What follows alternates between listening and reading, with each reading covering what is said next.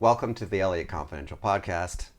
I'm Christopher Elliott, and I'm here with my boys, Aiden Elliott Konnichiwa. and Aaron Elliott. Yours truly. And we're not sick anymore, are we? No more excuses, guys. We're less sick than we were. A little bit before. sick. No.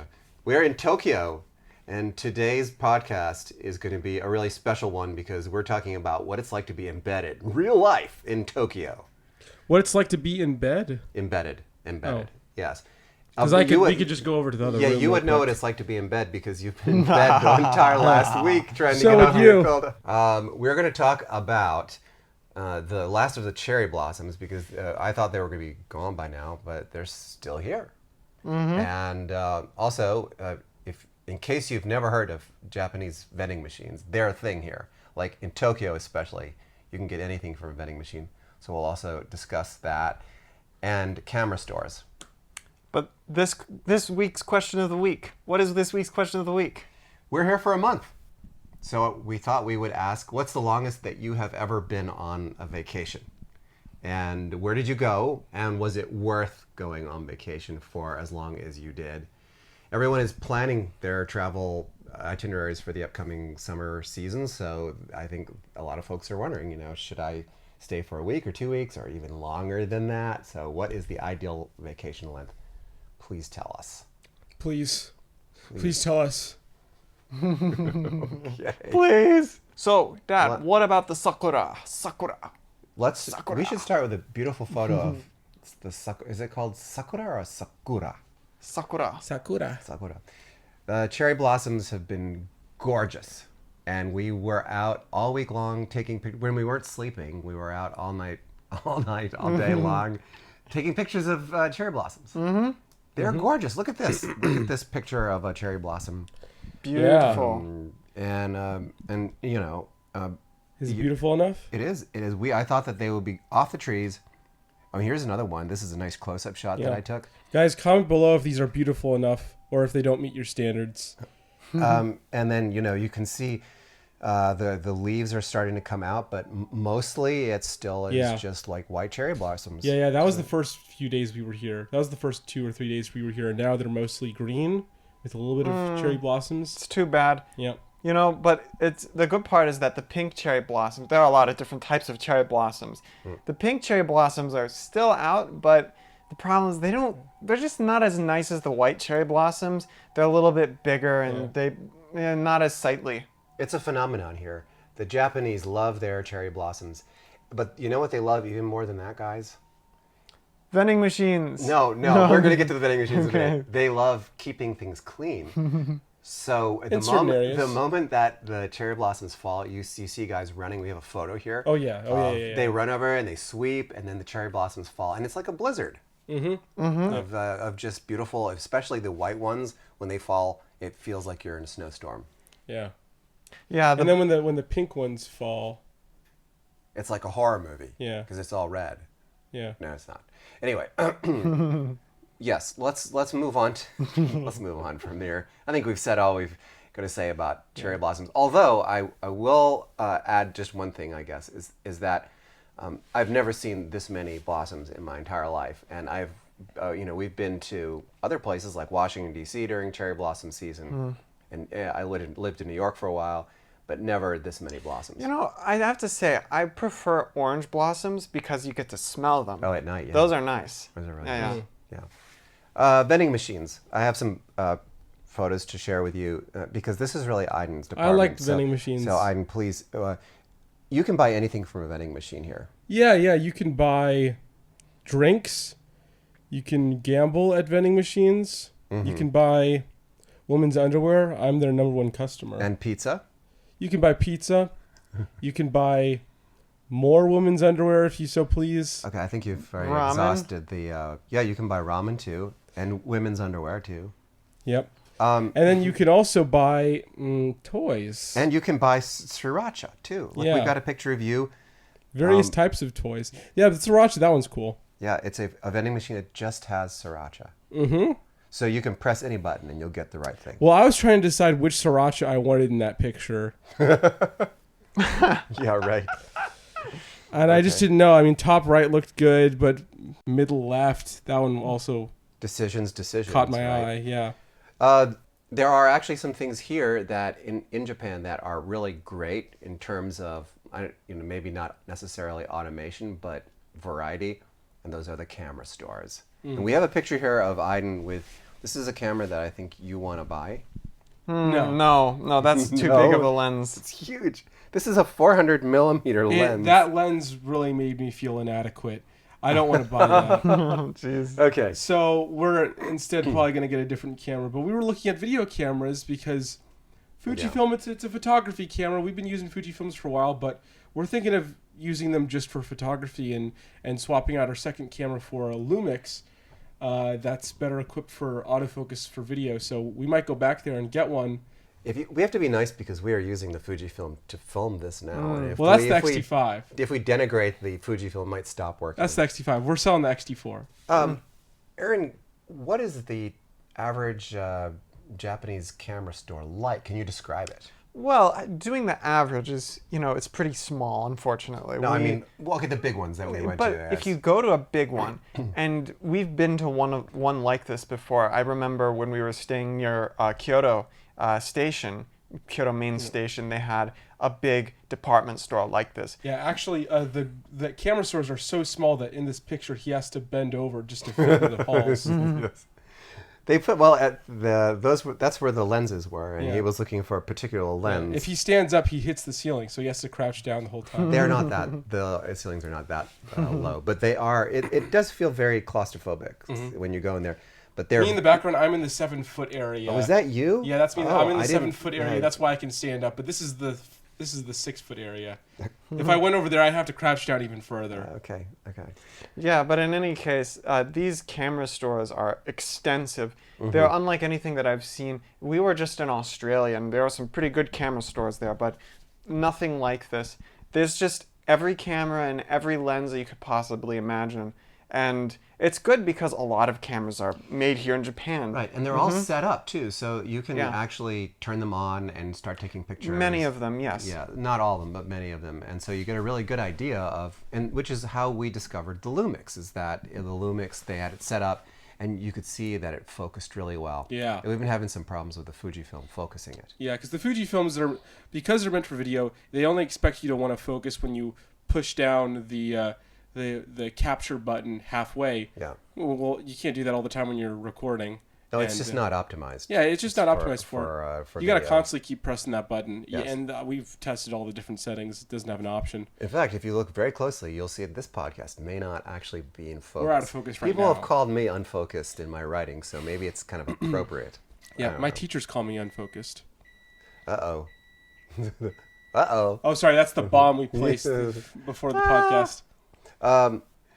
We've now arrived at the part of the podcast where we get to make fun of all the signs that we see.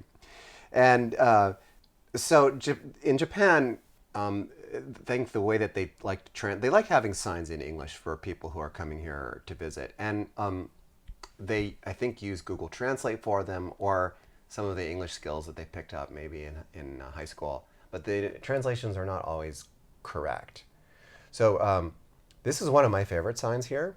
This was taken in the Dan Quixote in Shinjuku. This sign reads, "There is no restroom." There is no restroom. There is no restroom. It's like an No. existential... There will never be a restroom. An existential statement. There is no restroom. Like there is no God. There will never be joy in my life. Yes. I like that one. I instead of saying no restroom available, it's just like there is no restroom. Please, boss, not another Nomikai. I can't keep drinking 5 bottles of soju every day. No, that's Korean, actually. We take a walk normally down by the river in the morning, and when we were on one of our walks, we saw this sign: "Please put the garbage in the garbage. Don't leave it outside." That's very meta, actually. Put the garbage in the garbage. Well, we say garbage when we talk about a garbage can sometimes. Yeah. I can see the confusion. Yeah. Here's one that I am not sure what this means. "Please do not lean against or crash into the fire door as it may operate." You know some Japanese. What do you think they mean? I don't know what it means. Yeah. Aaron, any idea? I don't know. There's a lot of characters in there. Yeah, obviously. There are a lot of characters. Yeah. There's even more characters in the Chinese part. Here's a smirking cat. Do you know of any other kind of cat? I think cats are always smirking at you. But the sign that we like says, "There's no need to act stupid, even though you're really good at it." He had to zoom in on that one. In my eyes, they're not what they used to be. Yeah. What makes this next one kind of funny? Well, here, if you zoom in, here, it says, "Please kindly use the left side door," and then there's an arrow pointing right. Yeah. Now, here's the funny thing about that sign is in Japanese, it also says use the left side door.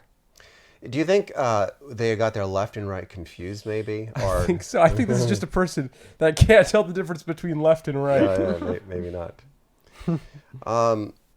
So don't forget this week's question, which is, what's the longest that you've ever gone on vacation, and where'd you go, and was it worth it?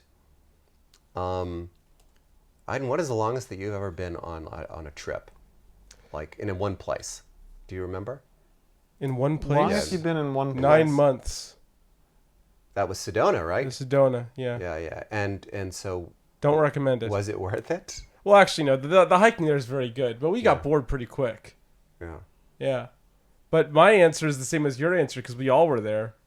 I know we were all 9 months, and that was because of the pandemic that we were there. Yeah. Unless you consider our time in Orlando, then that would be a 15-year trip. Yeah, that doesn't count. That we actually lived there. We bought a house there.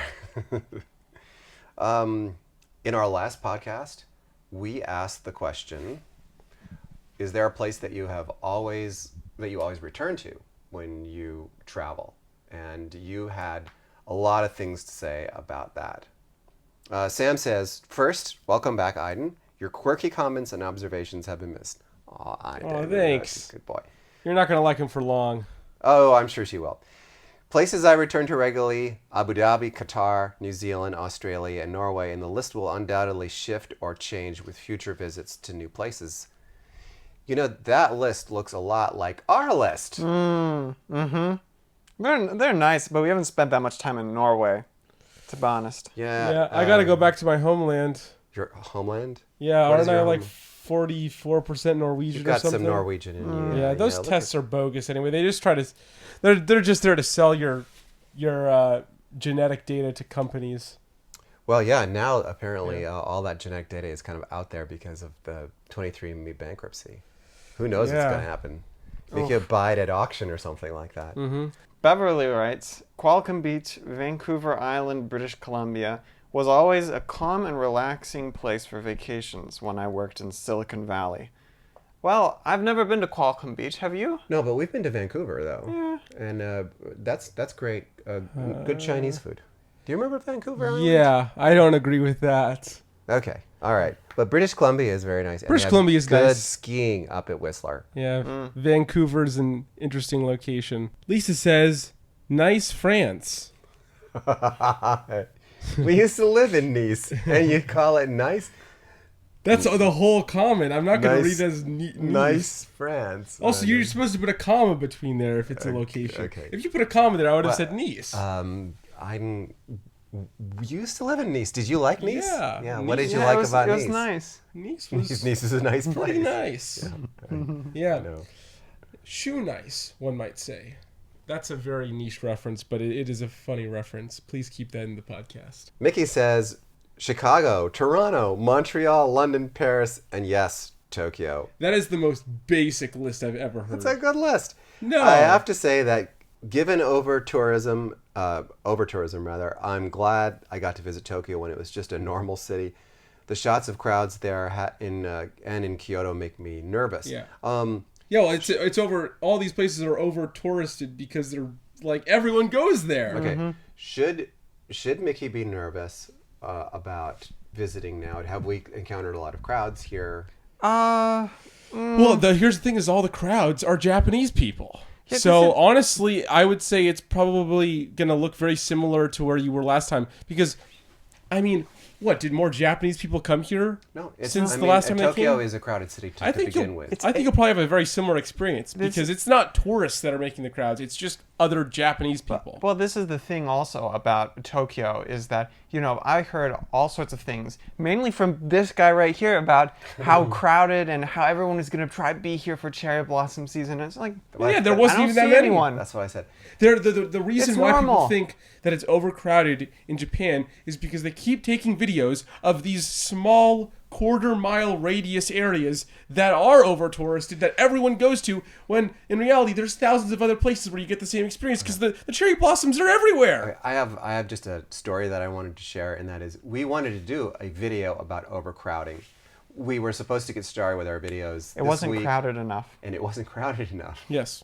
And so we were having a really difficult time coming up with crowd. This was in Shinjuku, which is Yes. the most crowded place. Well, and also we wanted all to of get Tokyo. crowds of tourists, not There you go. crowds of just regular Japanese salarymen, and that was all it was. No, in Shinjuku we had tourists. There There were a tourists. couple, but there weren't nearly as many as I thought. I thought it would be like half tourists. Well, you weren't there the day that we did that, and there really was nothing. Well, we've been there multiple days. Ted says, "You're right. The list does not get shorter. Cape Cod, Green Mountains, Vermont, Wasatch Mountains, Utah, Riva del Garda, Madonna di Campiglio, Italy, Never mind. Madonna di Campiglio, Madonna, yes. Italy, Florence, Italy, Florence, good for one. a start. Yes. Those are really great places. They are. Seem very. They seem like natural beauty destinations. Yes, Yeah. absolutely. 100%. People like to put in cities. I totally get it, but there's always going to be room for natural beauty, like Yosemite, like Sedona, and then places in Europe, of course. I think one place that we would like to go back to 100% is where's that place on the Czech border? Oh yes, Schmirka. Schmirka. Yeah, that was really That nice. was totally worth it if you get the Yeah. Yeah, I chance. want to go back there. Yeah, you know what? You do. It's great. You'll It's love it. actually You will really love it. great. It's so beautiful. Schmirka is Yeah, great. I And heard- the, it the was hiking is really reminds us a lot of Sedona. It was so beautiful when I was there Yeah. with you guys. Yeah, you missed a little bit of that. Anyway, we're going to have more from Tokyo next week. We're going to check out some grocery stores and other stuff. And who knows, we might even have a new camera where we can record that's not going to be all blurry. Anyway, have a great week. Don't forget to answer our question of the week. Bye. Konnichiwa. Sayonara. I will never see you again, ever. Ah, ha, ha. Bye. Sayonara.